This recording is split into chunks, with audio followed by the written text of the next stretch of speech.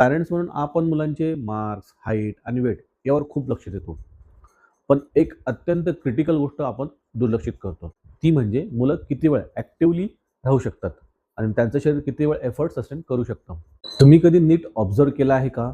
की काही मुलं अगदी 20 ते 25 मिनिटं सतत खेळत राहतात, धावत राहतात, उड्या मारतात आणि तरीही त्यांची एनर्जी आहे ती कमी होत नाही. तर काही मुलं फक्त 3 ते 4 मिनिटं खेळल्यानंतरच थांबतात आणि मला दम लागला आहे असं सांगून बाजूला बसतात. दोघांचं वय सारखंच आणि हा इतका मोठा फरक का बरं दिसतो बरं? हा फरक नेमका कुठे आहे? तर हा फरक आहे स्टॅमिनामध्ये आणि म्हणूनच आज आपण एक अतिशय महत्त्वाचा आणि प्रॅक्टिकल प्रश्न घेणार आहोत, की हा स्टॅमिना फक्त 8 आठवड्यांमध्ये सुधारता येतो का? आणि त्यासाठी नेमकं काय करावं लागतं? पॅरेंट्स म्हणून आपण मुलांचे मार्क्स, हाईट आणि वेट यावर खूप लक्ष देतो. पण एक अत्यंत क्रिटिकल गोष्ट आपण दुर्लक्षित करतो.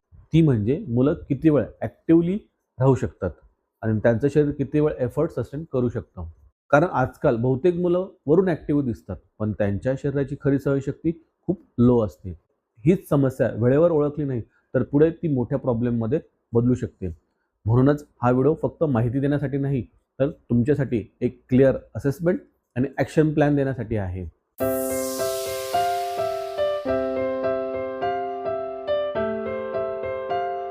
नमस्कार, मी डॉक्टर रवी, तुमच्या लहान मुलांचा हॉलिस्टिक वेलनेस कोच. आता पॅरेंट्स म्हणून सर्वात आधी तुम्हाला हे समजणं गरजेचं आहे, की मुलांचा स्टॅमिना कमी आहे. हे ओळखायचं कसं? कारण बहुतेक वेळा प्रॉब्लेम असतो, पण तो आपल्याला लक्षातच येत नाही. पहिला आणि सर्वात कॉमन साईन म्हणजे अर्ली फटीग. म्हणजे मुलं 2 ते 3 मिनिटं धावतं किंवा खेळतं आणि लगेच थांबतं. बसायचं आहे किंवा दम लागतोय असं वारंवार सांगतं. आणि जर तुम्ही नीट ऑब्झर्व्ह केलं, तर बाकी मुलं अजून खेळत असताना तुमचं मूल मात्र बाजूला बसलेलं दिसेल.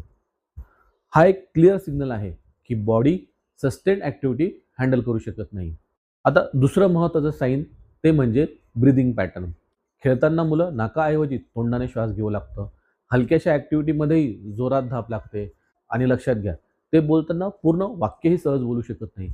याचा स्पष्ट अर्थ असा आहे, की शरीरात ऑक्सिजन सप्लाय इफिशियंट पद्धतीने होत नाही. तिसरं साईन म्हणजे अव्हॉइडन्स बिहेवियर. म्हणजे काय? तर मुलं स्वतःहून धावण्याचे किंवा ॲक्टिव्ह गेम्स टाळायला लागतं. मला खेळायचं नाही किंवा मी खूप थकलो असं लवकर सांगतात आणि इथेच पॅरेंट्स मोठी चूक करतात. त्यांना वाटतं की मुलं लेझी आहेत, आळशी आहेत, पण प्रत्यक्षात हे आळशीपणा नसून बॉडी लिमिटेशन आहे. चौथं साईन चौथं लक्षण म्हणजे पुअर रिकव्हरी. म्हणजे थोडं धावलं, थोडं खेळलं, तर मुलं 5 ते 10 मिनिटाच्या आत शांत बसून राहतात आणि लगेच पुन्हा ॲक्टिव्हिटीमध्ये भाग घेऊ शकत नाही. याचा अर्थ काय? स्टॅमिनासोबत रिकव्हरी सिस्टम देखील वीक आहे. आणि 5वं साईन म्हणजे लो ॲक्टिव्हिटी टॉलरन्स. म्हणजे मूल कंटिन्युअस 5 ते 10 मिनिटं ॲक्टिव्हिटी मेंटेन करू शकत नाही. सुरुवातीला एनर्जी दिसते, पण लगेच त्याच्यामध्ये ड्रॉप येतो. जर तुम्हाला हे साईन तुमच्या मुलांमध्ये दिसत असतील, तर हा क्लिअर इंडिकेशन आहे, की त्याचा स्टॅमिना क्लिनिकली लो आहे. आता इथेच बहुतेक पॅरेंट्स सर्वात मोठी चूक करतात. त्यांना वाटतं, की जा बाहेर खेळ असं सांगितलं, की मुलांची एक्सरसाइज झाली. पण प्रत्यक्षात ते रँडम ॲक्टिव्हिटी असतं. ज्यात ना कन्सिस्टन्सी असते, ना स्ट्रक्चर असतं. काही दिवस मूल जास्त खेळतं, काही दिवस अजिबात खेळत नाही. याच्यामध्ये ड्युरेशन बदलते, इंटेन्सिटी बदलते आणि त्यामुळे काय होतं, बॉडीला कन्सिस्टंट सिग्नल मिळत नाही. अडॅप्टेशन सुरूच होत नाही. म्हणजे एफर्ट आहे, पण डायरेक्शन नाही. आणि दुसरीकडे स्ट्रक्चर्ड ट्रेनिंग संपूर्णपणे वेगळं असतं. इथे ठरलेला टाईम असतो, स्पेसिफिक ड्रिल्स असतात आणि सर्वात महत्त्वाचं म्हणजे प्रोग्रेशन असतं. आज 10 जंपिंग जॅक्स, उद्या 15, नंतर 20. बॉडीला रिपीटेड स्टिम्युलस मिळतो आणि सिस्टम अडॅप्ट होते. म्हणून रिझल्ट येतो. एक सिंपल उदाहरण घ्या. रँडम अभ्यास केला तर रिझल्ट येत नाही. पण टाईमटेबल फॉलो केलं तर रिझल्ट नक्की येतो. आणि तसंच इथेही आहे. आता बघूया 8 आठवड्याचा फ्रेमवर्क काय आहे. आता हा सर्वात महत्त्वाचा भाग. ह्या 8 आठवड्यामध्ये एक्झॅक्ट काय करायचं?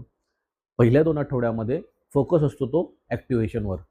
म्हणजे काय? तर बॉडीला मूव्हमेंटसाठी तयार करणं. 10 ते 15 जंपिंग जॅक्स, ॲनिमल वॉक्स, हलका जॉगिंग आणि बेसिक ब्रीथिंग. इथे लक्षात ठेवा, पुश करायचं नाही आहे, तर कन्सिस्टन्सी ठेवायची आहे. यानंतर पुढचे 3 ते 5 आठवडे इंड्युरन्स बिल्ड करायचा.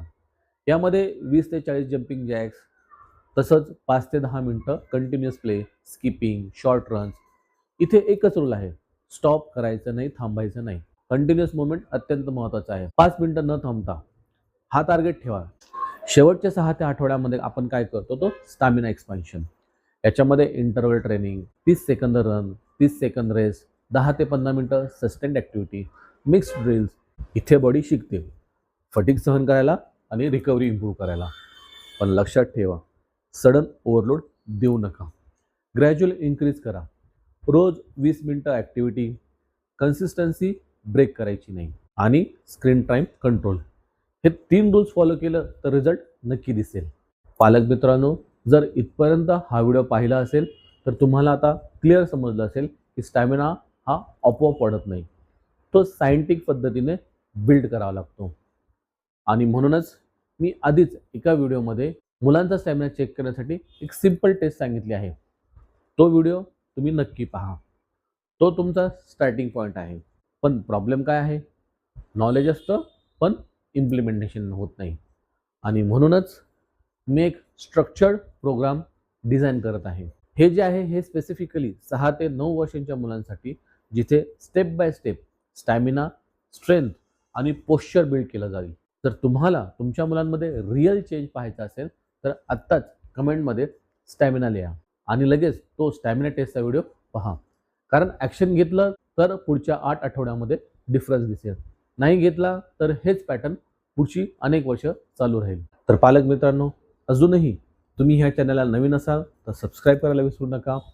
हा व्हिडिओ तुम्हाला आवडला असेल तर तुमच्या पालक मित्रांबरोबर, नातेवाईकांबरोबर आणि फ्रेंड सर्कलमध्ये शेअर करायला विसरू नका. पुन्हा भेटूया एका नवीन व्हिडिओसह. धन्यवाद.